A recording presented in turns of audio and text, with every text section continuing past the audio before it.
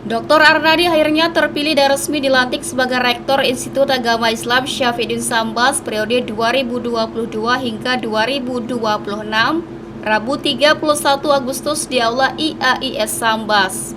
Pelantikan dan pengambilan sumpah jabatan dihadiri Sekda Kabupaten Sambas Ferry Madagaskar, Bupati Sambas periode 2001 hingga 2011 Burhanuddin Ar-Rasyid, Forkopimda, Ketua MUI Kabupaten Sambas Sumarin, Ketua MPC Pemuda Pancasila Mayadi Satar, Ketua Pembina atau Pengurus Yayasan Akhlakul Karimah Sebubus Paloh Fatan Ar-Rasyid, Koordinator Kopertais Wilayah 11, Rektor IAIN Pontianak Dr. Syarif, Direktur Politeknik Negeri Sambas Juliansyah, seluruh jajaran dosen IAIS Sambas, mahasiswa, dan para tamu undangan. Pelantikan dan pengambilan sumpah jabatan dilakukan oleh pembina, pengurus, dan pengawas Yayasan Akhlakul Karimah IAIS Sambas Sebubus Paloh Fatan Ar-Rasyid. Membacakan sambutan Bupati Sambas Satono, Sekda Sambas Ferry Madagaskar mengatakan bahwa pembangunan dan pengembangan perguruan tinggi di Kabupaten Sambas merupakan salah satu pilar penting dalam rangka mewujudkan Kabupaten Sambas berkemajuan sesuai dengan Perda Nomor 9 Tahun 2021 tentang RPJMD Kabupaten Sambas tahun 2021 hingga 2026. Terdapat 6 aspek lembaga pendidikan tinggi dalam kontribusi terhadap suatu daerah. Dan Sekda berharap kepada Rektor IAIS Sambas yang baru saja dilantik dapat berkontribusi menjalin kerjasama yang solid dalam mempercepat pembangunan di Kabupaten Sambas. Bapak-bapak, ibu-ibu hadirin yang saya hormati, pembangunan dan pengembangan pendidikan tinggi di Kota Sambas merupakan salah satu pilar penting dalam rangka mewujudkan cita-cita Sambas berkemajuan sesuai dengan Peraturan Daerah Nomor 9 Tahun 2021 tentang RPJMD Kota Sambas tahun 2021 sampai 2026 maupun cita-cita Sambas terunggul di Kalimantan Barat sesuai dengan Perda Nomor 2 Tahun 2010 tentang RPJPD tahun 2005 sampai 2025, di mana pendidikan tinggi tidak saja menjadi faktor penentu ketersediaan sumber daya manusia yang memadai untuk menggerakkan pembangunan daerah di segala sektor, tetapi juga menjadi faktor yang memberikan insentif bagi sumber daya manusia yang berpendidikan tinggi untuk tetap berada di Kabupaten Sambas. Kita menyadari bahwa dengan ada dan berkembangnya lembaga-lembaga pendidikan tinggi di Kota Sambas, maka terciptalah iklim yang kondusif bagi kalangan intelektual untuk menetap dan berkiprah di Kota Sambas, dan dampaknya tentu sangat signifikan terhadap upaya percepatan pembangunan dan kemajuan daerah.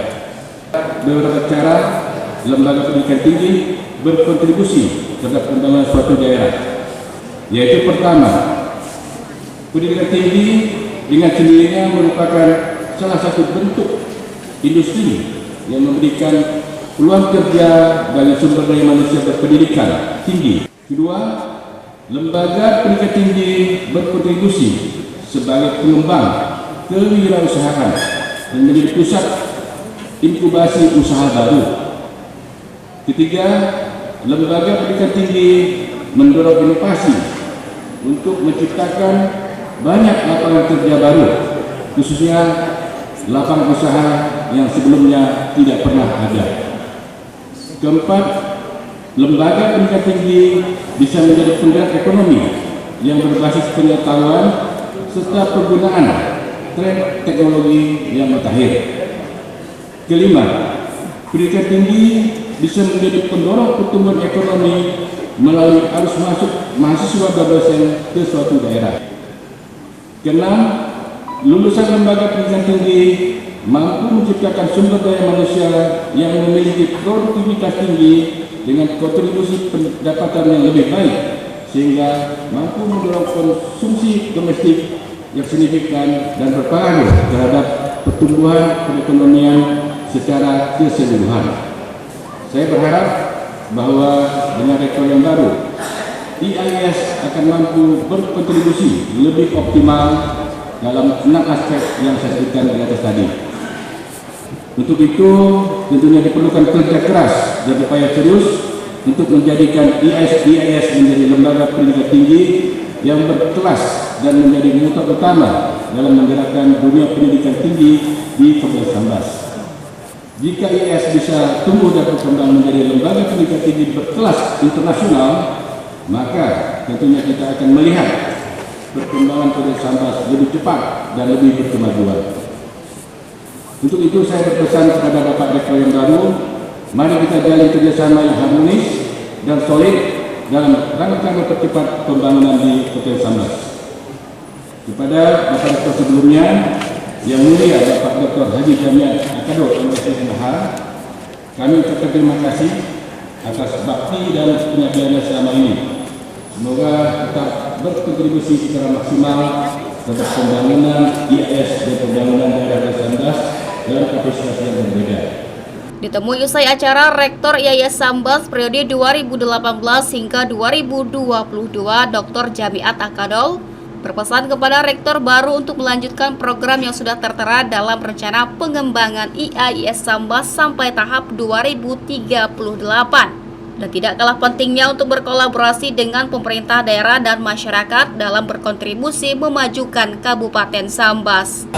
Harapannya ke depan beliau pertama meneruskan program yang sudah kita siapkan yang tertuang dalam rencana ini, pengembangan IAIS Sambas sampai tahap 2038. Jadi tahap itu sekarang adalah tahap kedua. Kalau saya dulu tahap pertama 2018, tahap kedua 2022-2026. Dalam tahap kedua ini ada program yang memang harus kita lakukan, yaitu siapkan penegrian itu menjadi prioritas.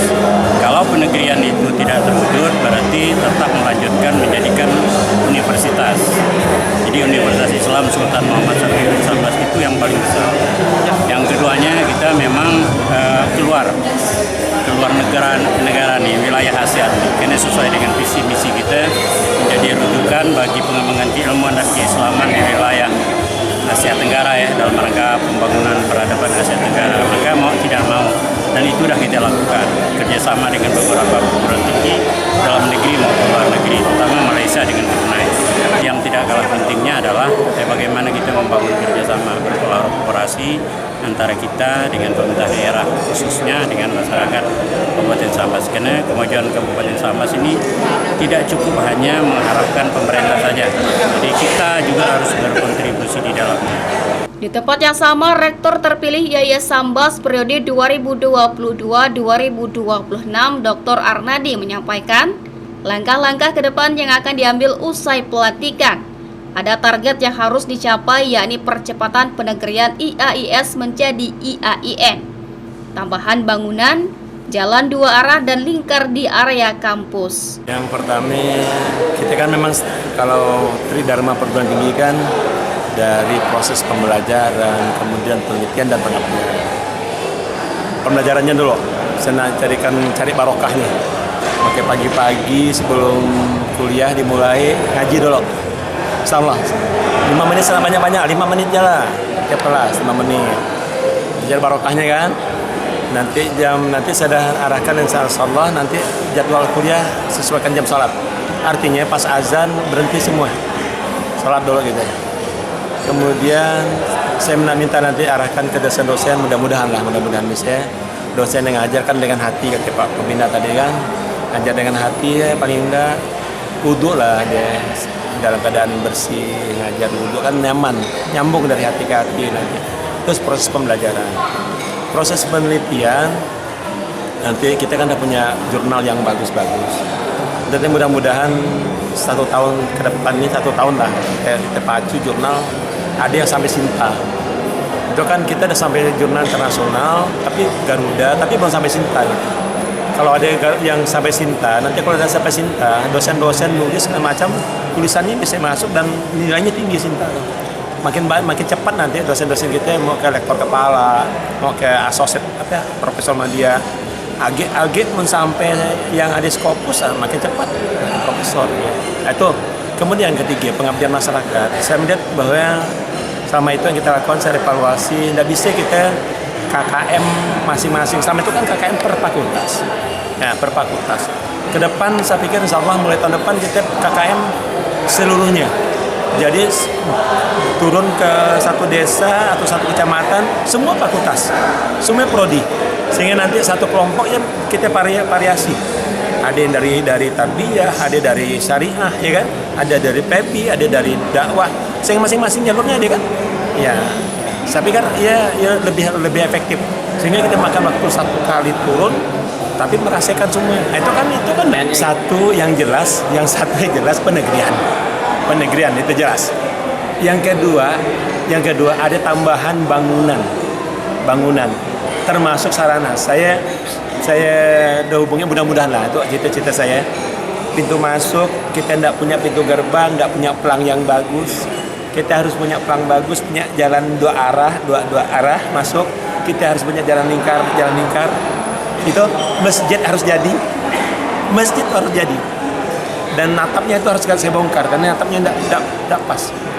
Dan mudah-mudahan saya bisa cari kawan-kawan yang bisa untuk bangun masjid, bangun satu gedung ya yang bisa bagus, mendatang tamu dari luar kita tidak malu.